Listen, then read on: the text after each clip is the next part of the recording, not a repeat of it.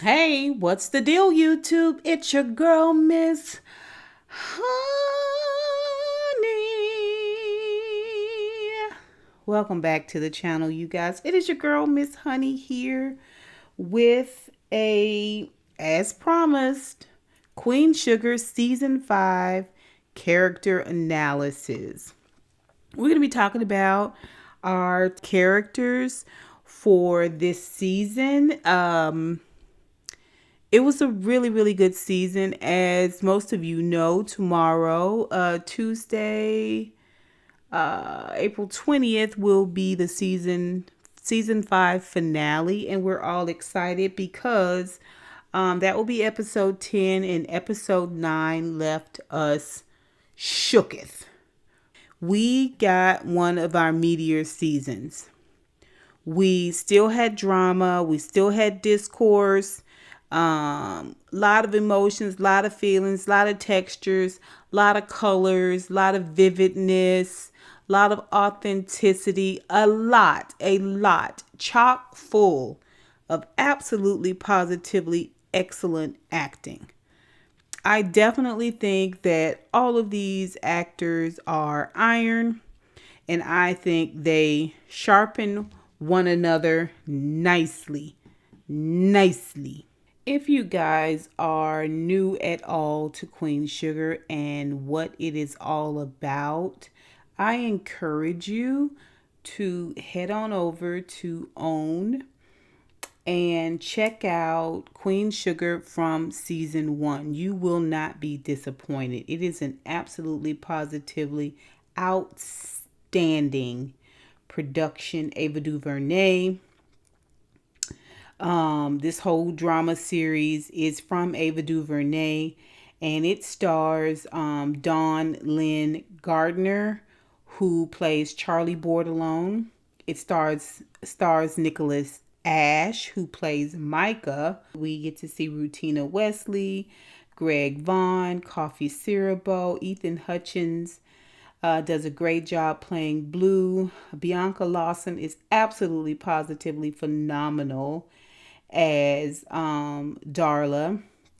Tina Lifford, Omar Dorsey, Henry Sanders plays Prosper, and it's based on the Natalie Basile novel. The story unfolds in a fictional Louisiana town of St. Josephine, and it chronicles the lives of the estranged Bordelon siblings who try to save their family sugarcane farm after a family tragedy, which is the loss of Papa Bordelon, who was the patriarch of the Bordelon family. In season 5, we get to see Charlie remains in the thick of battle with the Landry family. That's only a couple of episodes before we are thrusted into, of course, COVID. But we do get to see a little bit about that.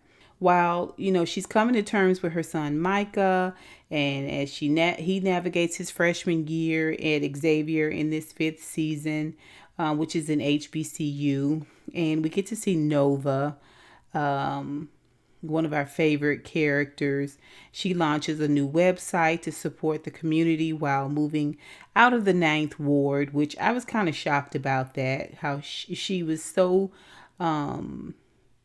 invested in the 9th Ward and the things that went on in the 9th Ward. But she's moved out of the 9th Ward and she settles into a romantic relationship with Calvin. And we also get to see Ralph Angel, who's played by Coffee Cirabo, and he works to manage fatherhood with his son Blue and a healthy path forward with his girlfriend, now wife, despite constant threats to his land and his home. Okay, so that's just a little bit about Queen Sugar. That is just a little public relations blurb, you guys.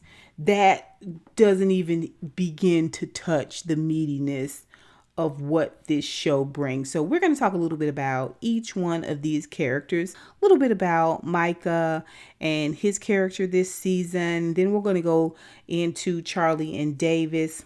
We're going to follow that up with Hollywood, who gave us, Omar Dorsey gave us an exceptional performance this season 5. It was really, really great, riveting, I dare say. And then we're going to get into Raw. And typically when I do this analysis, we go character by character.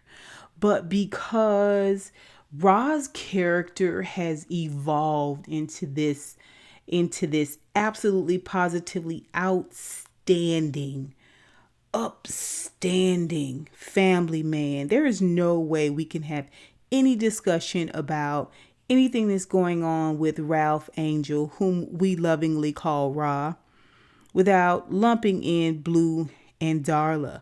It's just no way. So our number 5 character analysis will be Ra, but it will be combined with Blue and Darla. I think it's only fitting since he spent most of season 5 being a great dad, a wonderful boyfriend, and a really, really good looking husband. Okay. So, and we're going to finish up with Aunt Vi, who I think is really going to lead us into season 6. I really do feel like Aunt Vi is going to be pivotal in season 6, just because how she's handling the last 3 episodes of season 5. Now, we haven't seen episode 10, but I think it's going to be good. So without further ado, I want us to go ahead and I want us to talk a little bit about Micah. Micah's character is actually played by Nicholas Ashe, Ashe. And we've talked about him before in previous seasons. Within the first couple of seasons, we did character analysis on the Queen Sugar characters.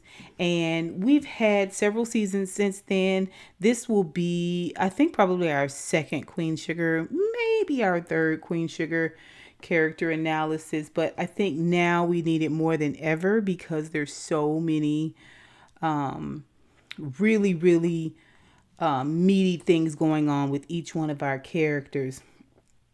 When it comes to Micah, we started out this season with Micah just kind of being kind of pissy. And he was doing his own thing in school and he was pledging and all of this stuff.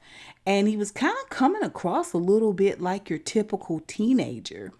But apparently, the writers decided they were going to push the Micah character forward a little bit more.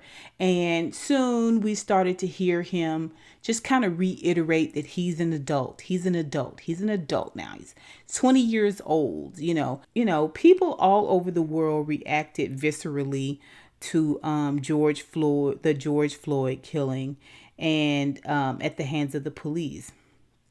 But for Black men, the May 2020 camera phone footage was especially triggering, particularly for those who had survived similar incidents of over-policing and brutality.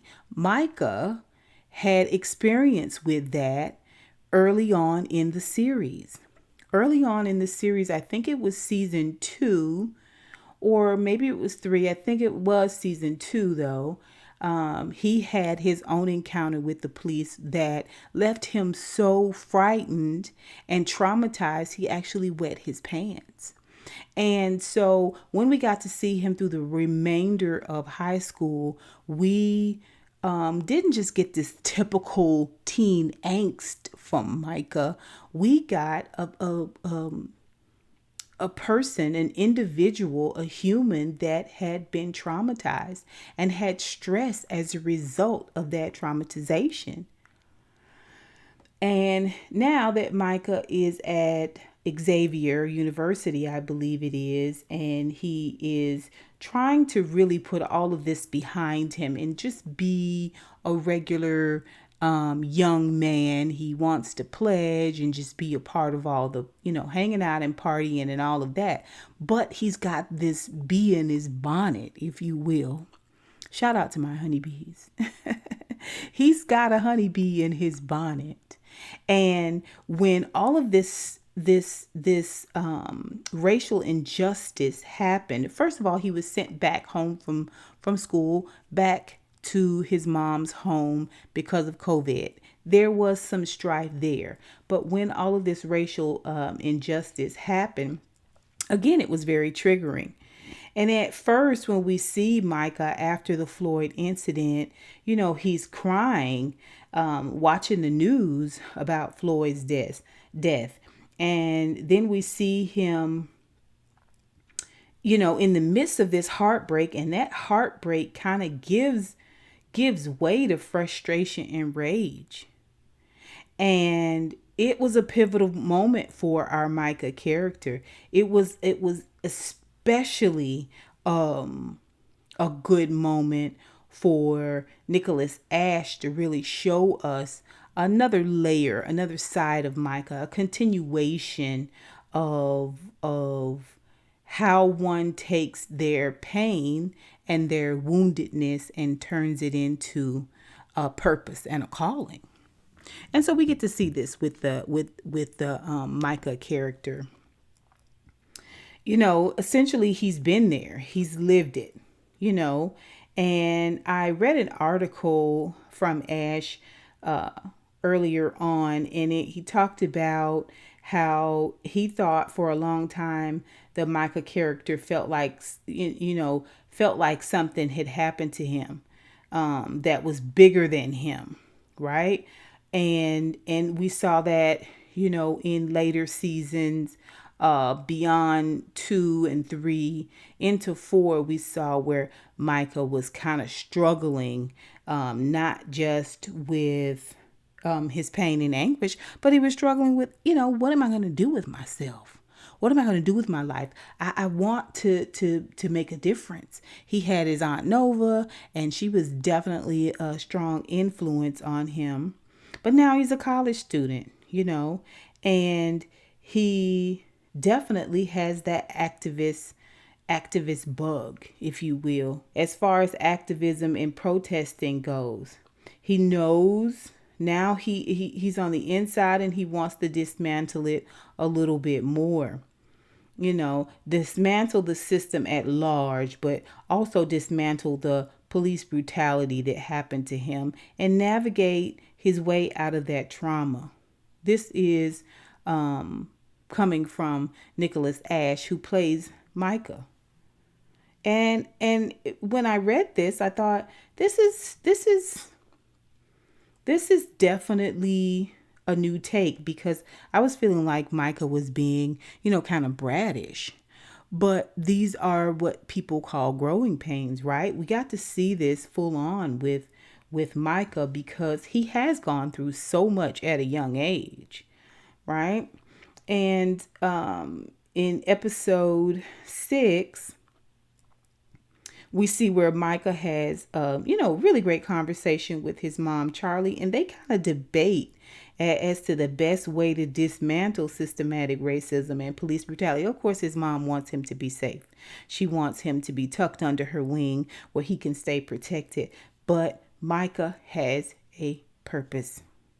He has a purpose. And just going back and looking through these photos of Micah through in this season 5, you can see that the character has been allowed to grow up. You can see that Nicholas Ash has allowed his adulthood to shine through. He's no longer making himself small. He doesn't look small anymore. He looks very tall, very strong, very manly, very masculine, right? And he is now able to articulate to his mom what his deep desires are. Okay, he wants to go down to Minneapolis, or up to Minneapolis, as it were, and he wants to be on the front lines of activism. He wants to dismantle systematic racism bit by bit from the inside. Really, really good moment. We don't get to see a lot of Micah after episode 4. We get a couple of scenes where we do see him on the phone with Ra pertaining to Blue, which was a really, really great, mature, balanced conversation that he had with Ra, and he is now man to man, mano a mano, talking to his uncle.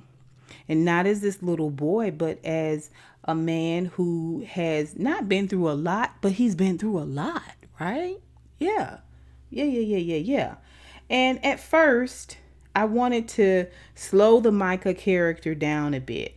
After episode 6 and 8, I kind of want to catapult Micah into the future. Fast forward the king, if you will.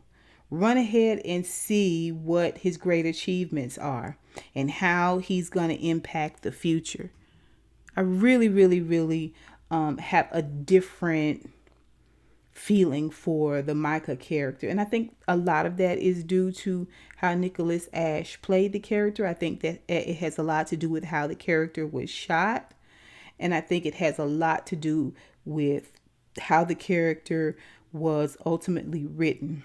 Now, what about girls?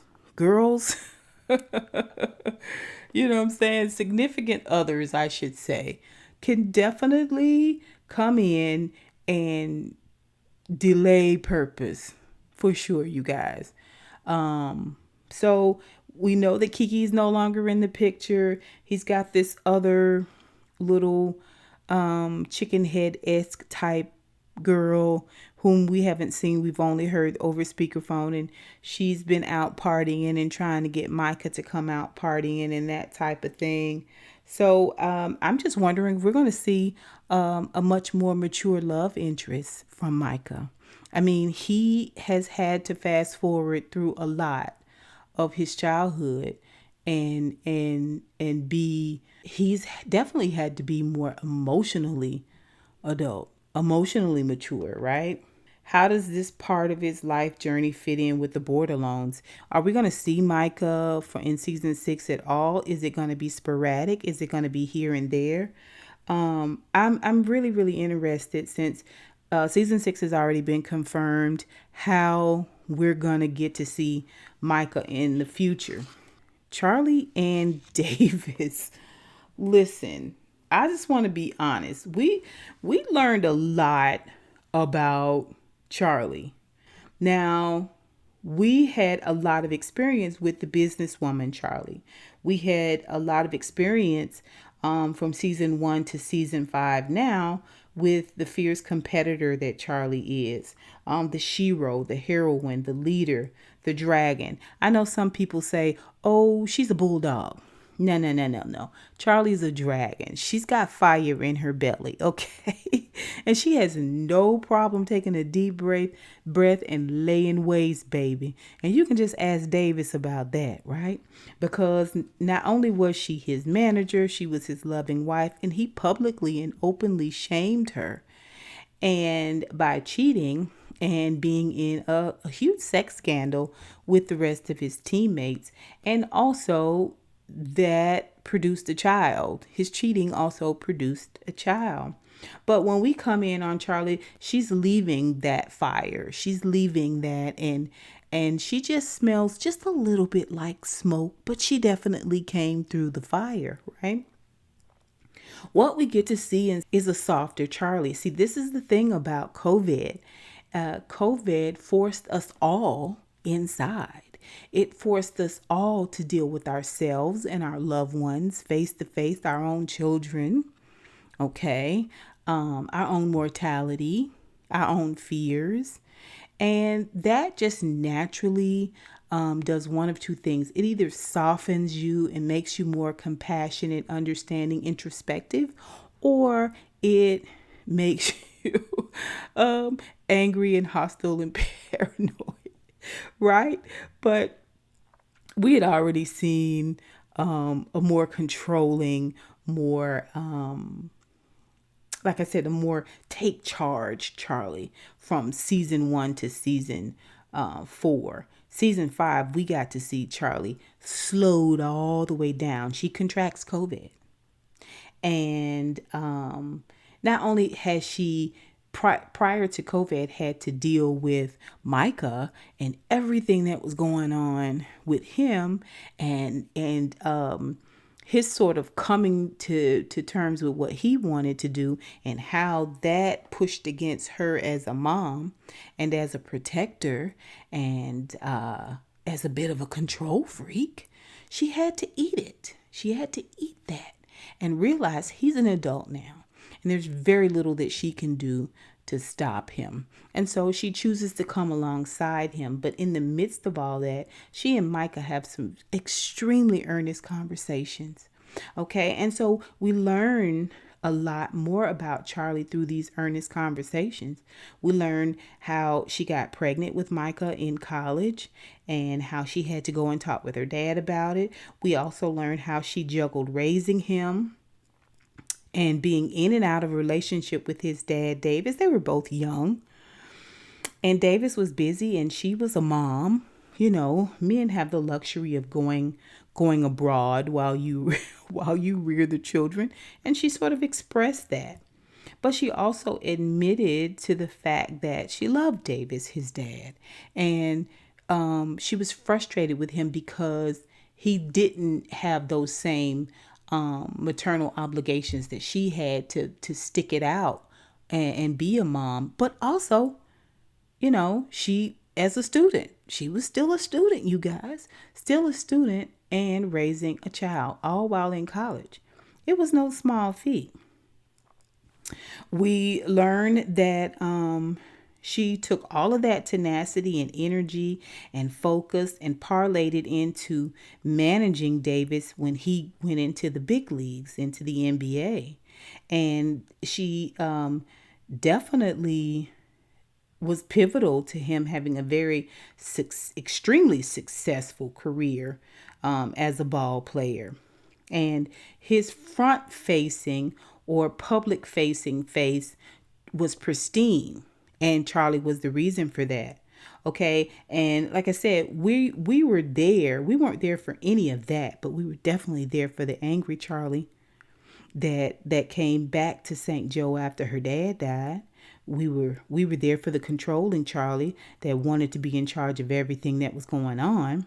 We were there for the businesswoman Charlie who opened a sugar mill, that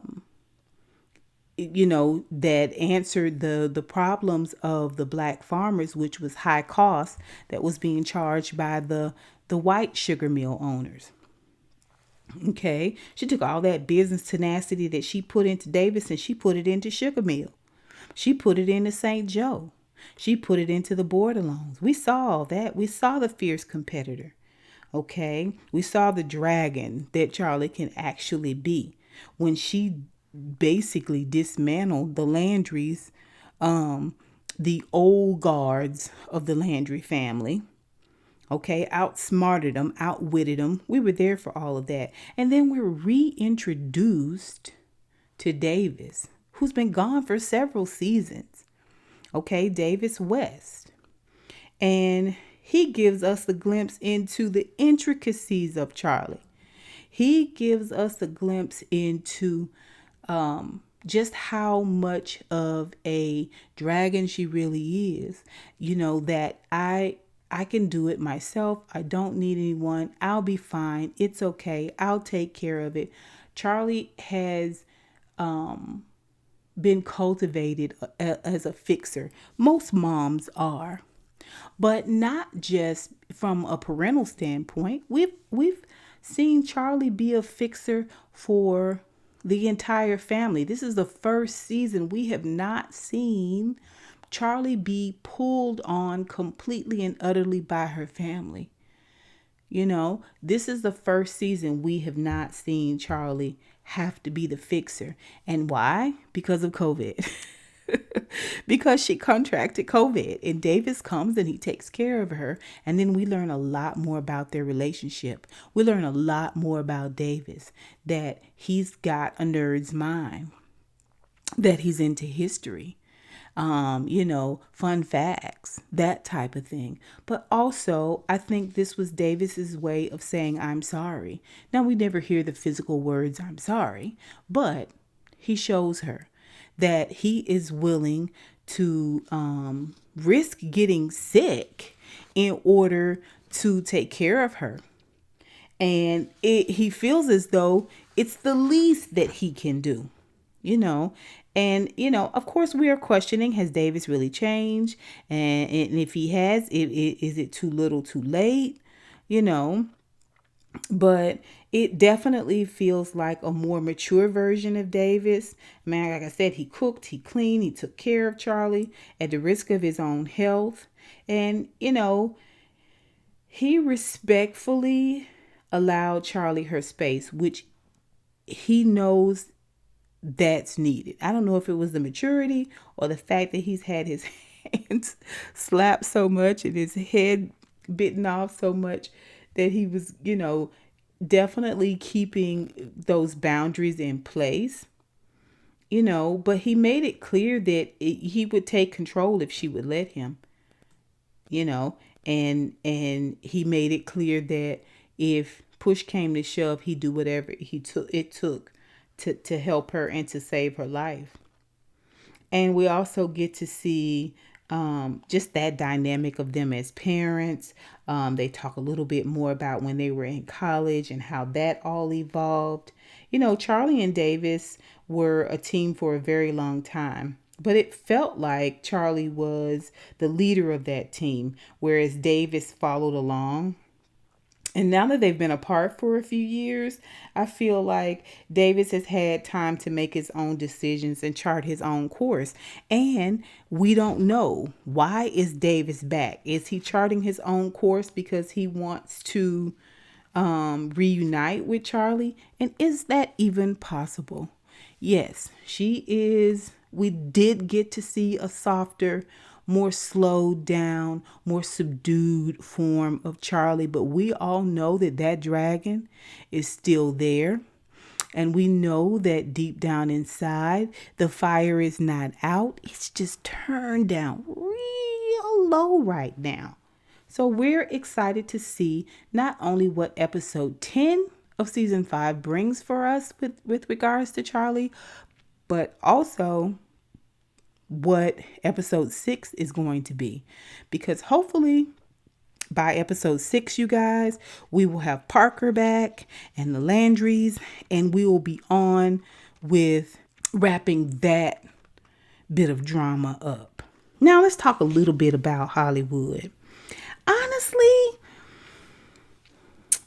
we've had more than enough and I don't mean more than enough as in we've had our fill, because we can always take a little bit more of Hollywood, okay? He's all of our husbands. Yes, he's married to Aunt Vi, but I feel like he's all of our husbands because he's a good man. But he's had some really pivotal moments in this series, you guys. Remember, he's a man who loves an older woman, but he also had a bipolar wife that he kept a secret. Yeah, basically. I mean, I was going to say private, but it was kind of a secret. He doesn't have any kids. We never hear any talk about him, sort of expressing wanting kids. When the season first started, he and Vi were basically raising Blue, who is Ralph Angel's son. Okay. But he's been a caregiver and a helpmate to Vi. Let's not forget when he ran her ex-husband off the grounds, baby. Clean off the grounds, okay? That was a good season. Wasn't that a good season when Vi's ex-husband, abusive ex-husband, showed up, old con artist? That was a good season. And Hollywood gave us some of our best scenes there. He gave us some of our best scenes too when his bipolar wife showed up. So he's always been, Omar Dorsey has always done an excellent job as Hollywood. He has always given us just some absolutely positively amazing acting. The entire series, not just this season. We see where Hollywood comes into money during this series. And he has a bit of financial success. We see him at the start of 5 or at the end of 5 where he's starting getting ideas about a business of his own. He's doing more than enough work helping Vi out with her business, with her pies, Vi's Prize Pies. you know, and but he wanted to start his own business. He wanted to start a gentleman's club, if you will, a place where black men can come and they can talk and they can commiserate, they can encourage one another, share bits of wisdom, that type of thing. And then, of course, like with everyone else, COVID hits. And that's where we are now in season 5. And he is then turned into the grieving son because his mother succumbs to COVID. And then this is from Omar Dorsey. We get some of what I think is his best acting. And that is Omar has to act and respond and emote this sadness about the death of his mother, and he's not doing it with another actor in the room. Most of season 5, when we see a good portion of it, not most, but a good portion of it, we see he's alone. And he is not bouncing his dialogue off of anyone. He's giving us energy. He's giving us physical sadness. He's emoting this sadness in this distraught way exceptionally well. Just alone, by himself, in a car, in a room, that type of thing. And it comes across, it translates over very, very well to us as the viewer. We all felt so sad for Hollywood. Okay. And like I said, really, really good scenes. We've also seen him, like I said, grieving son. We've seen Holly. This is the first time, season 5. We saw little snippets of it that we have not seen Hollywood be that wise, non-judgmental, strong black role model that we've always kind of seen from him in past episodes, in past seasons.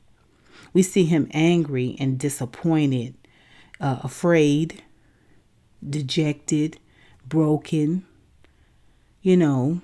distraught. We get to see all of this from Hollywood. We get to see a little no nonsense from Hollywood. Now, he's always been no nonsense, but in terms of just speaking it out loud, we get to see a lot more of that from Hollywood. Hollywood's always been our even keel. He's been our neutral, and so we got to see him be angry. Okay. And it broke our hearts. Again, excellent acting by Omar Dorsey. And although we saw him bounce back quickly from these emotions and these feelings, this is what we saw. I still think there's more there with Hollywood. Like most black men, he didn't tarry long in that place of anger and disappointment, at least outwardly. But what lies beneath? What lies beneath? There is still so much more to be done by Omar Dorsey with the Hollywood character. And I personally am excited to see what not only episode 10, but season 6 gives us, you guys. Ralph Angel, who's played by Coffee Cerebro. And then we're going to talk a little bit about Darla. Darla is actually played by Bianca Lawson. And then we've got Blue. And the Blue character is played by Ethan Hutchinson. right? And this was an absolutely beautiful season for Ralph Angel and for Darla and for Blue. We've had more momentous moments from Blue, I think, than this season, but it's fine.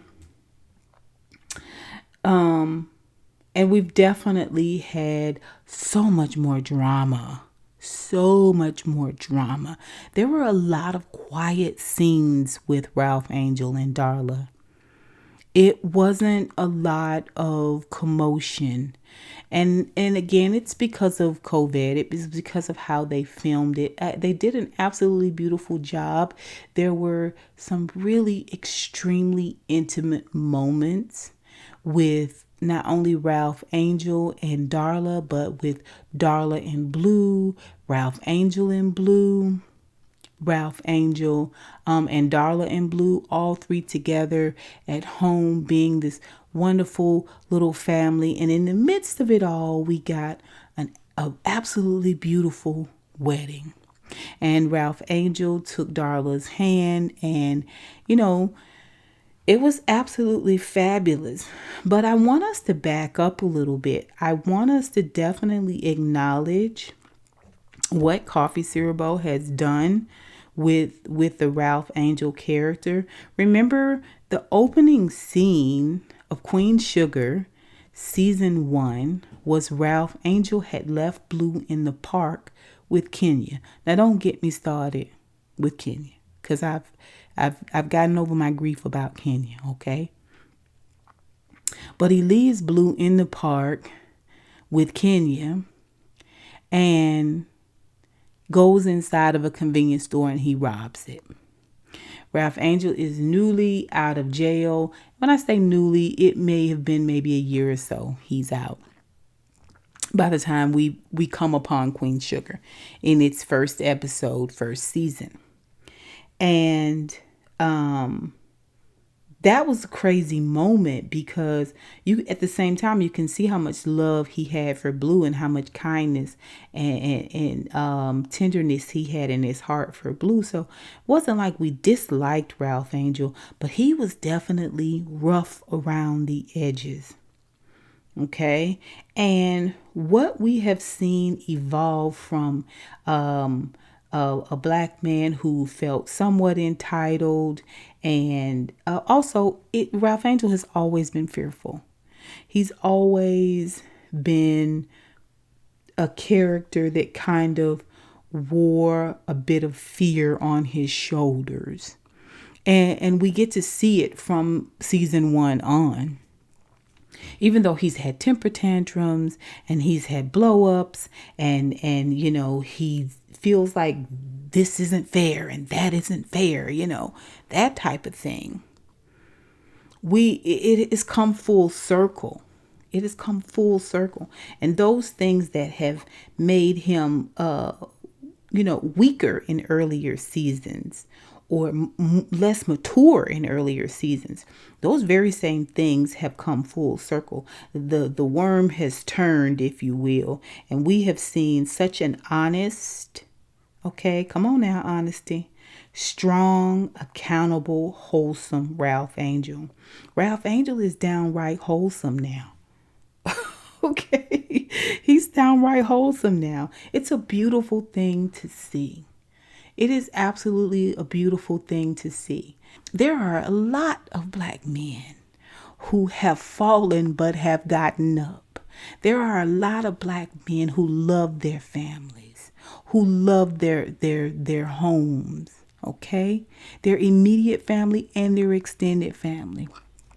There are a lot of black men who not trying to run, not trying to hide, not trying to be, a ne'er-do-well. Okay? They've recovered from those things. They've matured from those things. Just trying to be in love, to be successful, to be happy, to be content, to be good, to be kind. Right? Human. I just the level of maturity that has evolved through the Ralph Angel character. I think it's something worth noting. I think it's something worth putting on a flag and running it up the pole so that it can whip in the wind for everyone to see, for all the world to see. Right? We are recoverable. We are redeemable. We're not bad. Right? Okay. You get what I'm saying. And I feel like, him being very caring, very thoughtful, very mindful man who is dug in as a farmer and dug in as a family man, dug in as a father. I think that's one of the reasons why Aunt Vi's words cut Ralph Angel so deep, right? He's done the work. So how dare you? How dare you, Aunt Vi? Quickly, let's talk about Darla. Darla has had her share of issues, you guys. Her past carries a scarlet letter, okay? With it, the letter J for junkie. Okay, no one's ever going to let Darla forget that she was a junkie. Not us as viewers. How she's treated around town, how she was treated in the last couple of previous episodes of Queen Sugar. Listen, this is part of what you have to overcome when you've had these addictions, right? But Darla too has evolved. She too has evolved, whether we want to allow it or not. All right. Bianca Lawson does an absolutely amazing job of being small, of being fragile. And then she walks that line of also having a great sense of power, you see, because moms are powerful, right? To a child, moms are the answer to every question, right? And to Ralph Angel, Darla is kind of like, I don't want to say rudder. I want to say Darla is kind of like the sail. When she catches the wind, they can go far, right? If there's no wind, she's present and ready when needed, right? And she had a few tatters and torns and holes, but that has mostly been mended, I think. Or we've at least been given the impression in season 5 that those things have been mended. We hope and we pray for our character, Darla, that those things have been mended. Okay. But remember season 4, when we last saw Darla, she was drunk. And she was falling hard behind something that Nova did. Right? And it was hard. It was hard to see her go backwards like that because she had gained so much. But also in season 5, we see that change in her. But from that falling hard and then drunkenness in season 5, we get to see change. But is that where her strength lies? You know what I mean? Does her strength, does her sobriety lie with being with Blue and Ralph Angel on that farm? And can, on that farm and being taken care of by the Borderlones as well, because they have a lot of input with what goes on with Ralph Angel and with Darla. And a lot of that was because they both were absent from Blue, and Aunt Vi raised Blue along with Papa Bordelon. I just wonder if Darla leaves that farm and goes elsewhere, will she be able to manage her sobriety as well as she does when she's on the farm? It's just a question, right? Yeah, it's something I wonder about, because their little boy Blue, this season, it has come out that he is above average intelligence, and he's got an opportunity to pursue advanced studies at a school in DC. And I feel like Blue doesn't need to be away from his parents. If they're going to send him to this school in DC, then a parent needs to go with him, right? This is what I've said in all of my reviews. And more likely than not, that parent will be Darla, because Ralph Angel still has to manage the farm. Now, they are newlyweds. We got that. But I wonder if part of Darla's fears about Blue leaving is that it would kind of break up, this safe space that she's created, that they've created for themselves there on the farm. And it would put her in DC, which would be near her parents. And we know that those relationship dynamics didn't fare very well. And I wonder if in the back of Darla's mind, does she feel like her sobriety would be challenged by Blue going to DC, and then her in turn making the sacrifice to go with him. Just my thoughts. I enjoyed Blue this season, you guys. I did. There was just this moment when the season first started. He still seems so very, goo goo gaga young to me. And we got to see by end of episode 9 where he has this really mature conversation with his parents, and then this really mature announcement that he makes to his family about the fact that he is going away to this school. I started to see him. I started to see the longness of Ethan Hutchinson's neck, and just see his height next to Ralph Angel. And then I flipped back through some pictures from earlier seasons. He has grown up quite a bit. He has. I just don't know if the actor himself kind of was like stuck in who the old Blue was, as opposed to who the season 5, season 6 Blue needs to be. I wasn't sure. At the same time, Blue's got a bit of his own PTSD, like Micah.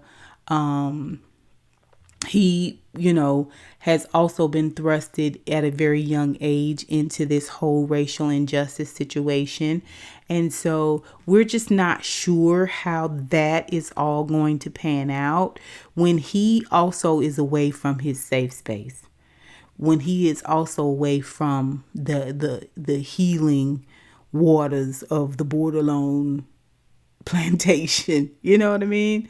Like, what's next for Blue? We're not sure, but certainly we wish the best for the character, and hopefully we will get to see him frequently in season 6, even though he's going to be away at this, school for the gifted.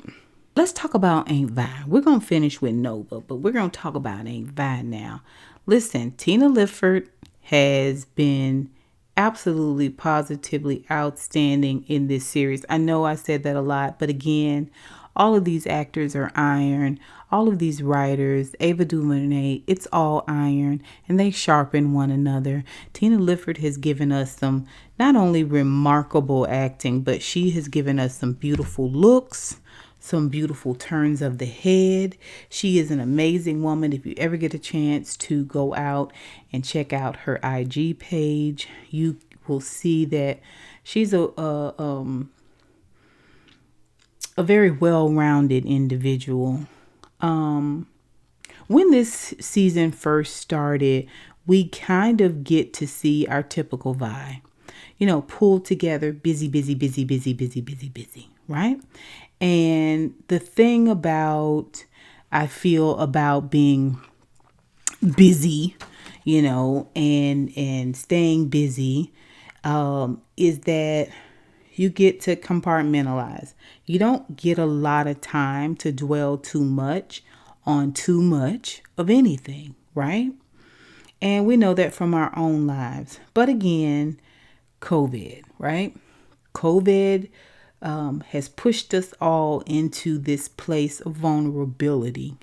And I halfway think that's one of the reasons why everyone detested the fact that Queen Sugar was going to be addressing the COVID situation, as well as the racial injustice. I halfway think one of the reasons why there has been so much angst in the world, period, as it pertains to COVID, is because it exposes an inherent weakness that we have as human beings, right? We spend a lot of time with capes on and S's on our chest, but at the end of the day, all it takes is a little sputum, some micro orbs, if you will, and we could be knocked off of our butts easily.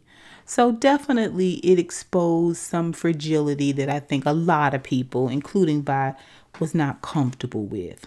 The pressures of COVID and quarantine and working along every day helps us to push down those inner stressors, right? It's something else to focus on. But as Vi's fishbowl kind of begins to shrink a little bit and with nowhere to turn and change is coming at her left and right, we had Hollywood's mom to pass away, and she had to go immediately into encouragement and uplifting her husband. Okay. Vi is slowly but surely she's triggered. And she's not just triggered by the fact that it's COVID, but she's triggered by the fact that Hollywood is not her typical rock, which he's always kind of been her rock, right? She is triggered by the fact that now he needs, twice as much encouragement as she's used to giving him. And he shows cracks in his armor. I think that was the first part of the triggering for her. I think that was one of her first triggers. The fact that Hollywood wasn't there for her as he has always been for her, for us, for Ralph Angel, for everyone in the past, right? And then she had her next trigger, which was the fact that Blue, who she raised from, a baby, her and her brother, Ernest brought along, Ralph Angel, Charlie, and Nova's dad, and her brother. She had to relinquish her parental control over him and her parental rights over him when Ralph Angel came back into the picture and he and Darla got back together the first time. Now that was hard enough. It really was. But now Blue will be going off to school. Her world is changing that much more. Her world is changing that much more. Hollywood's not the same. This world isn't the same. And now the one thing, the steadfast thing, the consistent thing that she's had, which was the love and the hugs and the kisses of Blue, being able to focus on Blue, is being taken from her. And we get to see where Aunt Vi snaps in season 5. We got to see a lot more of an older looking, in my opinion, Aunt Vi for a good deal of this, dealing with COVID. And so we also got to see the beautiful, dolled up, vivacious, young, energetic Vi as well. Things just went south for us. End of episode 7 into 8 and then 9. And it culminates into this conversation with Ralph Angel on the phone that let us know for sure that Aunt Vi had snapped. The decision has been made. Blue is going to school and Vi is upset about it. Understandable. Understandable to a certain degree, right? But the reason why I say it's more than upset and it's snapped is because of the phone call that Aunt Vi had with Ralph Angel. She calls Ralph Angel up and he's upset because she's already pretexted him and let him know that she's upset with him about allowing Blue to go away to DC to school. But the moment that Ralph Angel picks up the phone, ain't Vi, we hear Vi say, "Ralph Angel, you are not your father's son. How dare you put the weight of the world on that boy?" And I'm saying teeth. We're seeing teeth snarling. Tina Lifford as Aunt Vi has got both hands on each side of that phone, and she is leaned over the speaker, baby, and she is giving it daggers, daggers, daggers. You can't see that you're about to screw up your son's life? Okay, dagger, dagger. Do you want that on your conscience? Guilt. Hasn't he been through enough? Oh, muddy. You throwing mud now, ain't that? Enough of you and Darla's ish? And then she pauses. That's a real question. I'm waiting. Ooh, angry. Seething. I mean, you can almost feel the heat from her skin. She is growling. It is unbelievable because Aunt Vi definitely has a little snarl in her, right? She could definitely get to it with you. Remember, she's the one that had a talk with Tom Landry about what was going on with Charlie. And she could let him know, I ain't saying nothing about your privacy, but I will do it if you don't back up off of Charlie. You best to back up off of Charlie. So we know she's got it in her. We definitely know that, okay? Father said, go ahead. You can't hurt me more than you done. Guilt. You done broke my heart already. Guilt.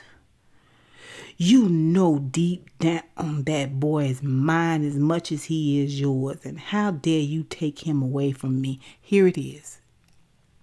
Here it is. Here it is. Here it is for us to see, right? The wounding, the damage, that which has been hidden, that which has been held at bay, that which has been suppressed. Because one of the band-aids that she's had all this time is Blue's presence. And now the band-aid has been ripped off. She lets him know, go ahead. You can't hurt me any more than you've done. Who are you talking to, Aunt Vi? Certainly it's not Ralph Angel, right? Vi seals it up by saying, Ralph Angel, you a damn shame. And your daddy would be ashamed of you.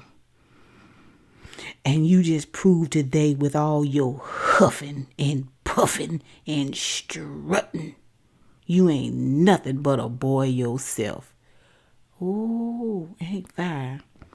Who has been huffing and puffing? Sounds like your ex to me, doesn't it? Sound like that no account ex-husband of yours? Huh? Willie Ray, Billy Ray? What was his name?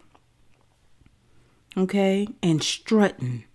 You're not talking to Ralph Angel. You talking to Willie Lee. Huh? You ain't nothing but a boy yourself. Wow.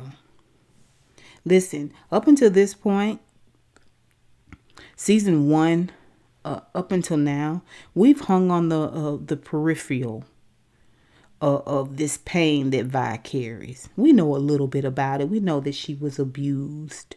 We know that. We know that she was controlled and manipulated. You know, that type of thing. We know that. But hopefully, we will get to see down into the rabbit hole and see where all the missing pieces live. And prayerfully, we will also get to see Vi's healing. We need to see more healing. We do. It is clear that Vi is speaking from a broken place. And again, up until this point, we've only been on the peripheral. We've only seen just the edges. We know that she keeps a box of precious things. And in one of those precious things in that box is a little bitty baby's hospital bracelet. We don't know a lot about it from here. But according to episode 9, those are still fresh wounds there. Shout out to Pacino. Okay. Who reminded me of this? So again, we've just been on the outskirts. I don't think we will be able to stand. I definitely think we will need to take a seat.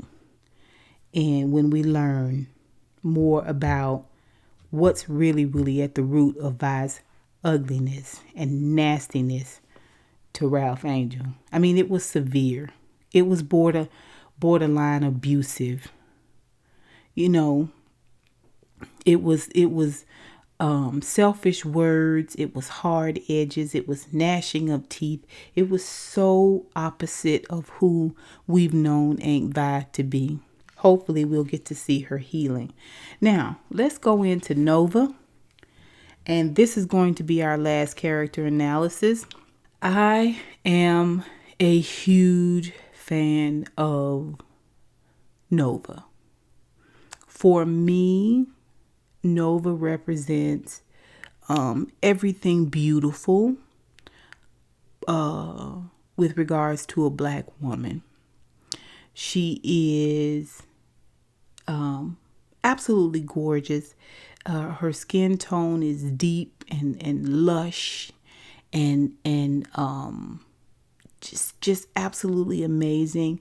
The costuming that has been done for Nova's character from season 1 up until now has been amazing. I mean, earrings, textiles, the pops of color from not just her clothing and accessories, but her home, her space, right?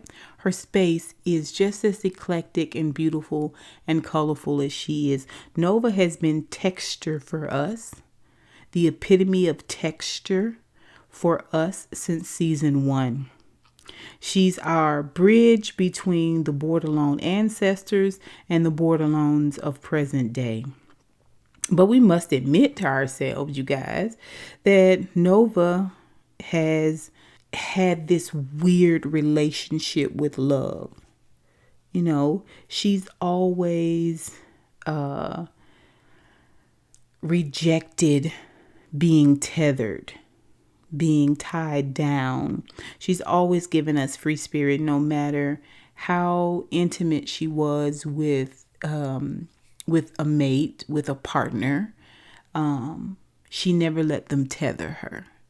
And she has used some absolutely reasonable excuses as to why she can't be tethered. And she has used some bull crap reasons why she can't be tethered, just because it's not the right fit for her.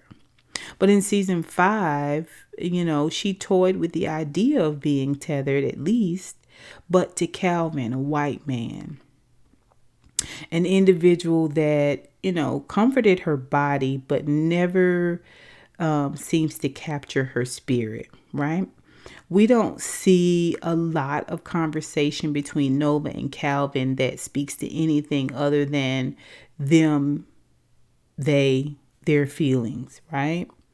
You know, his relationship with his kids, her relationship with his kids, her, you know, him wanting to take her to meet his family and how that made her feel about him and if he was fetishizing her and that type of thing.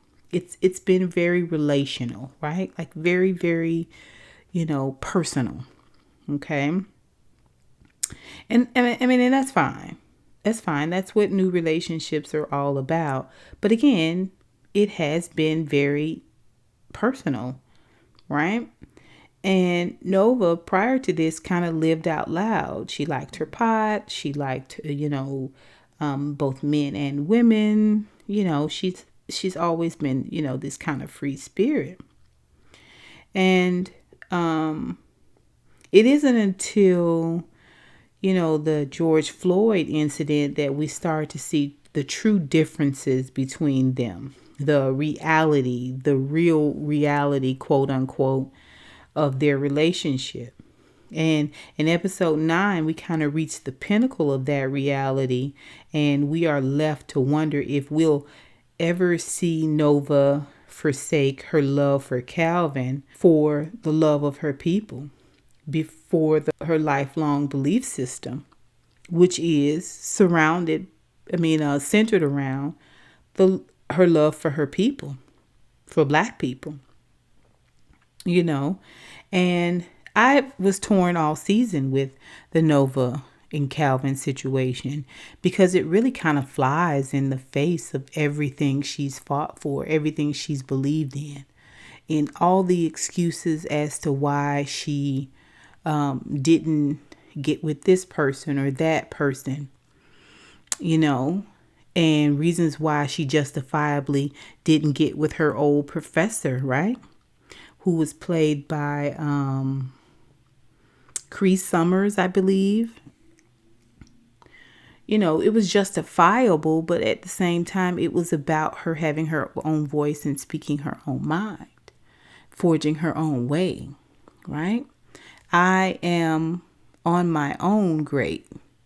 You don't control my greatness. But then we see her with Calvin and she tends to make herself small.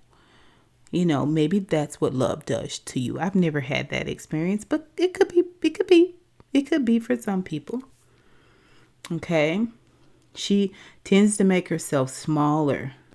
She tends to make herself more expression driven as opposed to more vocal. In past seasons, Nova has always been vocal, right?